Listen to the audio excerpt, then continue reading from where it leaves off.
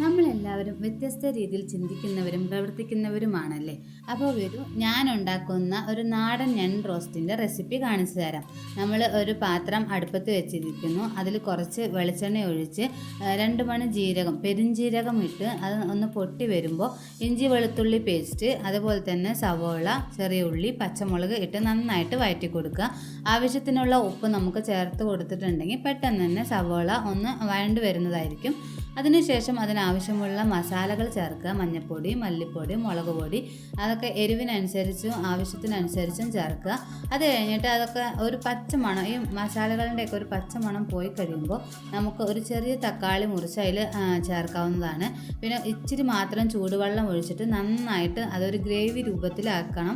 അതായത് എല്ലാം തക്കാളിയും മസാലയും എല്ലാം ഒന്ന് വെന്ത് വരണം കേട്ടോ. അതിനുശേഷം നമ്മൾ ക്ലീൻ ചെയ്ത് വെച്ച ക്രാബ് അതിലിട്ട് കൊടുക്കുക. അത് കഴിഞ്ഞിട്ട് നന്നായിട്ടൊന്ന് ഇളക്കി കുറച്ച് നേരം അടച്ച് വെച്ച് വേവിക്കുക കേട്ടോ. ക്രാബ് വെന്ത് വരുമ്പോൾ അതിൻ്റെ കളറൊക്കെ മാറാൻ തുടങ്ങും. അത് കഴിഞ്ഞിട്ട് ഏകദേശം ആവാറാകുമ്പോൾ കുറച്ച് ഗരം മസാല, കുറച്ച് അധികം കുരുമുളക് പൊടിച്ചതും കറിവേപ്പിൻ്റെയും ചേർത്ത് നന്നായിട്ട് ഒന്നും കൂടി അടച്ച് വെച്ച് വേവിക്കുക. പിന്നെ ഒട്ടും തന്നെ വെള്ളത്തിൻ്റെ ആവശ്യമില്ല. നമുക്ക് നല്ല റോസ്റ്റ് രൂപത്തിലാണ് വേണ്ടത്. അപ്പോൾ ഇതാണ് എൻ്റെ രീതി. ട്രൈ ചെയ്ത് നോക്കൂ.